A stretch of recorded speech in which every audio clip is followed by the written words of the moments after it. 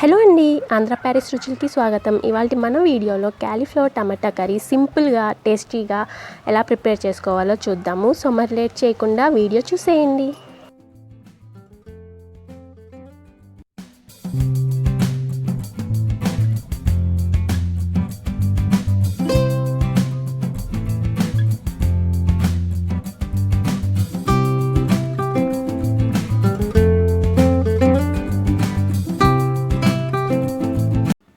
ఇప్పుడు ముందుగా పొయ్యి వెలిగించుకొని దాని మీద ఒక గిన్నెలో వాటర్ తీసుకొని బాగా మరిగించుకోండి. మరిగేంత వరకు ఉంచుకున్న తర్వాత స్టవ్ ఆఫ్ చేసేసి అందులో కొంచెం పసుపు యాడ్ చేసుకొని కట్ చేసి పెట్టుకున్న క్యాలీఫ్లవర్ ముక్కల్ని కూడా వేసేసుకోండి. ఈ క్యాలీఫ్లవర్ ముక్కల్ని వేడి నీళ్ళలో వేసుకోవడం వల్ల ఇందులో ఏమన్నా బ్యాక్టీరియా అలాగే పురుగులు ఉంటే కనుక అవి చచ్చిపోతాయి.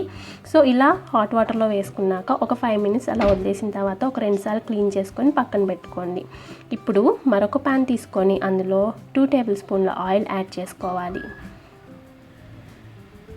ఆయిల్ వేడైన తర్వాత 1/2 టీ స్పూన్ జీలకర్ర వేసుకొని ఇందులోనే సన్నగా కట్ చేసి పెట్టుకున్న ఉల్లిపాయ ముక్కలు అలాగే పచ్చిమిరపకాయ ముక్కలు వేసుకొని సన్నగా తరిగి పెట్టుకున్న టమాటా ముక్కలు కూడా వేసేసుకోండి.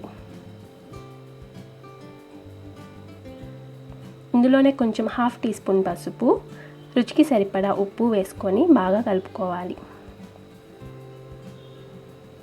ఒక క్యాలీఫ్లవర్కి మనకి 2 ఉల్లిపాయలు, 1 టమాటా, 2 పచ్చిమిరపకాయలు సరిపోతాయండి.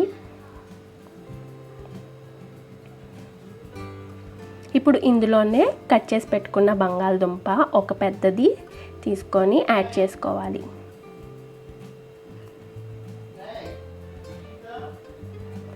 ఇప్పుడు వీటిని బాగా కలిపేసుకొని మూత పెట్టేసుకొని మీడియం ఫ్లేమ్ మీద ఒక 5 నిమిషాలు ఫ్రై చేసుకోండి. తర్వాత ఇందులో ఒక 1/2 టీ స్పూన్ అల్లం చిన్నులపాయ పేస్ట్ వేసుకొని 2 నిమిషాలు వేయించుకోవాలి. పచ్చివాసన పోయేంత వరకు వేయించుకోండి.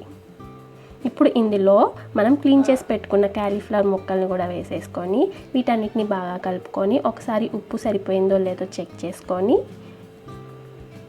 మూత పెట్టేసి మీడియం ఫ్లేమ్ మీద ఒక 5 నిమిషాల పాటు వేయించుకోండి.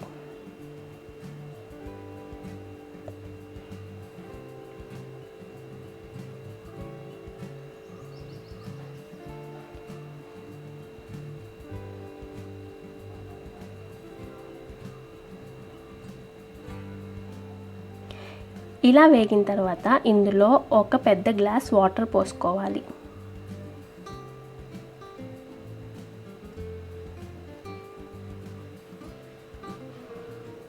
వాటర్ పోసేసుకొని మూత పెట్టేసుకొని మన క్యాలీఫ్లవర్ ముక్క అనేది ఉడికేంత వరకు ఉడికించుకోండి.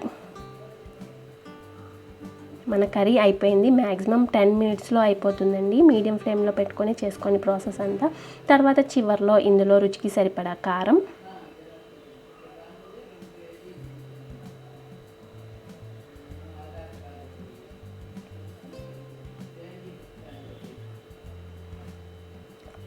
హాఫ్ టీ స్పూన్ ధనియాల పొడి, 1/2 tea spoon garam masala add చేసుకొని అన్నిటిని బాగా కలుపుకొని 1 నిమిషం పాటు వేయించుకొని స్టవ్ ఆఫ్ చేసేయండి. అంతే, టేస్టీగా క్యాలీఫ్లవర్ కర్రీ అనేది రెడీ అయిపోయింది. ఇది మనకి రైస్లోకి అలాగే చపాతీలోకి సూపర్ ఉంటుందండి. సో డెఫినెట్గా మీరు కూడా ఒకసారి ట్రై చేయండి. ఈ రెసిపీ కనుక మీకు నచ్చినట్టయితే లైక్ చేయండి, షేర్ చేయండి, కామెంట్ చేయండి. మరిన్ని రెసిపీస్ కోసం ఆంధ్ర ప్యారిస్ రుచుల్ని సబ్స్క్రైబ్ చేసుకోండి.